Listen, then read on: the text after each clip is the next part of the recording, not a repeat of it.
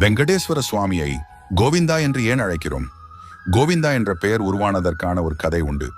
ஒரு முறை வெங்கடேஸ்வர சுவாமி அகத்திய முனிவரின் ஆசிரமத்திற்கு சென்று ஒரு பசுவை கேட்டார்.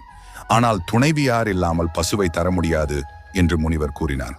பின்னர் ஸ்ரீனிவாசர் பத்மாவதி தாயாருடன் மீண்டும் வந்தபோது அகத்தியர் அங்கு இல்லை. சீடர்களோ குருவின் அனுமதியின்றி பசுவை கொடுக்க மறுத்துவிட்டனர்.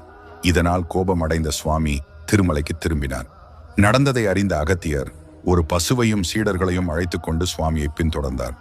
அவர் உரத்த குரலில் கோவிந்தா என்று அழைத்தார். சமஸ்கிருதத்தில் கோவிந்தா என்றால் பசுவை எடுத்துக் கொள்ளுங்கள் என்று பொருள். சுவாமி அதை கண்டுகொள்ளாமல் சென்றதால் சீடர்கள் மீண்டும் மீண்டும் கோவிந்தா கோவிந்தா என்று கூவினர்.